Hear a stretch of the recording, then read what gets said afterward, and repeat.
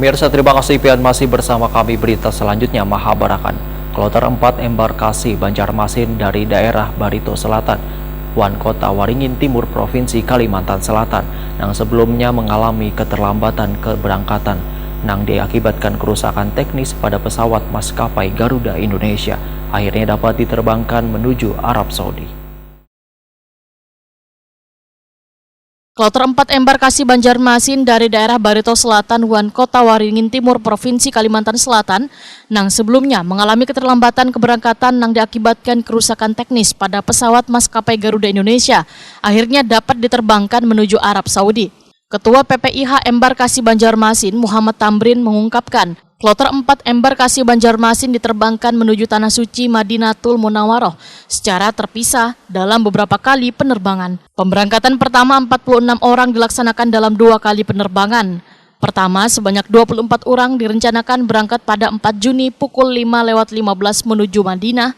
Dan penerbangan kedua, sebanyak 22 orang direncanakan berangkat 4 Juni pukul 15:55 menuju Madinah. Sedangkan sisanya 281 orang akan diberangkatkan dari Banjarmasin menuju Madinah pukul 00:34. Dan transit mengisi bahan bakar di Kuala Namo, setelah itu berangkat menuju Madinah. Terkait keterlambatan ini, General Manager Garuda, Agung Gunawan, mengakui adanya keterlambatan keberangkatan jamaah calon haji kloter 4 tersebut. Untuk mengatasi penundaan tersebut, maka didatangkan pesawat Airbus 330-400 yang memiliki kapasitas lebih kecil dari pesawat sebelumnya. Tapi alhamdulillah hari ini kita sudah dapat informasi untuk mengantisipasi kloter 4 yang sudah mengalami keterlambatan. Bahwa hari ini kita akan mendatangkan pesawat Airbus 330-400 ke Banjar untuk kita terbangkan langsung.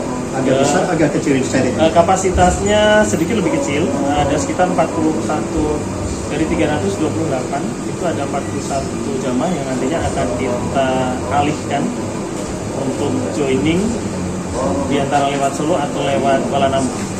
Ya, karena jika hal ini tidak dilakukan segera nanti akan menimbulkan delay berkepanjangan di kloter tersebut. Sehingga kita harus pastikan, kita harus putuskan delay ini agar supaya tidak terjadi delay yang sama. Jadi kita harus putus, kita selesaikan kloter 4. Setelah kloter 5 bisa diharapkan bisa selesai dengan schedule. Dan untuk yang kloter 5 berangkatnya sendiri. Berangkatnya sendiri. Karena pesawat nanti tiba sekitar pukul 6 sore, kemudian nanti kita persiapan satunya. Insya Allah jika tidak ada kendala jam 21.00 kita akan berangkatkan.